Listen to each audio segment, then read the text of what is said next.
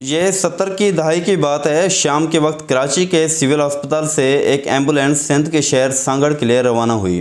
Ambulance میں ایک جوان لڑکی کی میت موجود تھی جو کچھ دیر پہلے ہی ٹی بی جیسے موذی مرض کے ہاتھوں ہلاک ہو چکی تھی۔ میت کے ہمراہ لڑکی کی والدہ اور دیگر احباب تھے جو اس ایمبولینس کو ایک باریس شخص چلا رہا تھا۔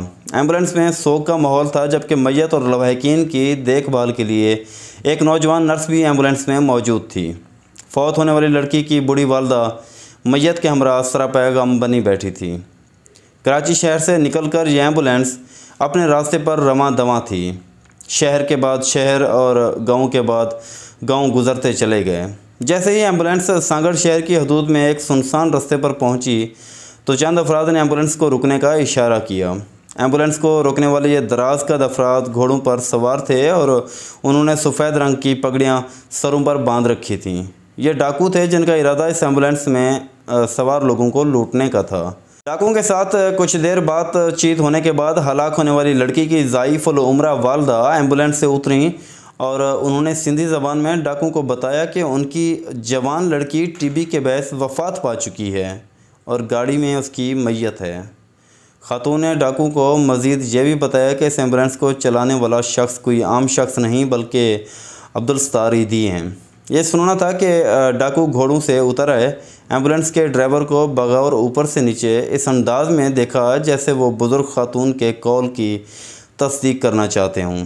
ایدھی صاحب کو سر سے پاؤں تک دیکھنے کے بعد ایک ڈاکو بولا، ہم مر جائیں گے تو ہمیں ہمارے ماں باپ تو لینے نہیں آئیں گے، ہمیں یقین ہے کہ آپ ہی لینے آؤ گے اور ہماری قبر پر مٹی بھی آپ ہی ڈالو گے۔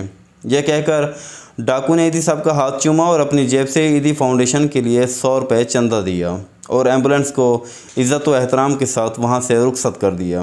یہ واقعہ عبدالستار ایدھی کی اہلیہ بلقیس ایدھی نے سنایا۔ وہ اس واقعے کے چشمدید گواہ ہیں کیونکہ اس ایمبولینس میں موجود نرس کوئی اور نہیں بلکہ خود بلقیس ایدھی تھیں۔ بلقیس بتاتی ہیں کہ یہ وہ وقت تھا جب فلاحی کاموں کے حوالے سے عبدالستار ایدھی کی خدمات کا چرچا شہروں، دیہاتوں اور یہاں تک کہ جنگلوں میں موجود ڈاکوؤں تک بھی پھیل چکا تھا اور لوگ نہ صرف انہیں ان کے نام سے جانتے تھے بلکہ ان کے تعظیم بھی کرتے تھے۔ یہ عبدالستار ایدھی کی پاکستان کی عوام اور ان کی بے لوث خدمت کی داستان ہے جس کا آغاز دوسری عالمی جنگ عظیم میں استعمال ہونے والی ایک کھٹارہ ایمبولینس سے ہوا تھا۔ بلقیس ایدھی کے مطابق پاکستان آنے کے بعد ابتدا میں ہی ایدھی صاحب شادیوں میں برتن دھونے جاتے تھے، دودھ اور اخبار وغیرہ بھی فروخت کرتے اور اس سے جو بھی آمدنی آتی ہے وہ چھوٹی موٹی فلاحی سرگرمیوں پر لگا دیتے۔ فلاحی کاموں سے ان کی وابستگی کو دیکھتے ہوئے جلد ہی انہیں تھوڑا بہت چندہ بھی ملنا شروع ہو چکا تھا۔ بلقیس ایدھی مزید بتاتی ہیں کہ پہلے پاکستان سے بسوں کے ذریعے لوگ حج کرنے سعودی عرب بذریعہ ایران جایا کرتے تھے۔ ذوالفقار علی بھٹو کی حکومت تھی اور کراچی سے حج پر جانے والے قافلے کو ایک ایمبولینس اور ایک نرس کی ضرورت تھی۔ پھر کیا تھا، ایدھی صاحب ڈرائیور بن گئے، مجھے بطور نرس اور ایدھی صاحب کو بطور ایمبولینس کرایہ 4 ہزار روپے ملے۔ ان پیسوں سے ہم نے تھوڑی بہت دوائیاں خریدیں کیونکہ سفر میں کئی بزرگ بھی شامل تھے اور ان دنوں میں حج پر جانے کا کرایہ لگ بھگ 1100 روپے تھا۔ قافلے میں موجود سب لوگوں نے تھوڑا تھوڑا اپنا حسب ضرورت سامان لیا، لیکن ایدھی صاحب نے مجھے کچھ بھی لینے نہ دیا۔ میری خالہ نے مجھے اچار دیا تھا، وہ میرے پاس موجود تھا جیسے ہم دونوں گزارا کر لیتے تھے۔ جب کوئٹہ پہنچے تو وہاں برف باری ہو چکی تھی۔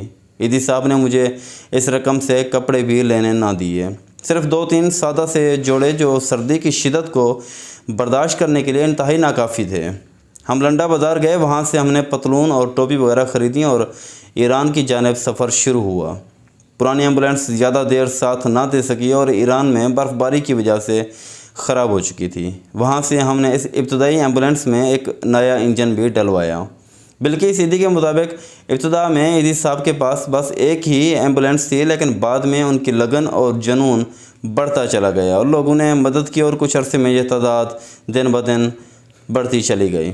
ناظرین، یہ تھی ایدھی صاحب کے حوالے سے ایک چھوٹی سی ہماری کاوش۔ اگر آپ کو ہماری کہانی پسند آئی ہو تو ایک کمنٹ بھی ضرور دیجیے گا اور ہمارے چینل کو سبسکرائب کرتے ہوئے اس ویڈیو کو بھی لائک کر دیں، اپنے دوستوں کے ساتھ شیئر بھی کریں۔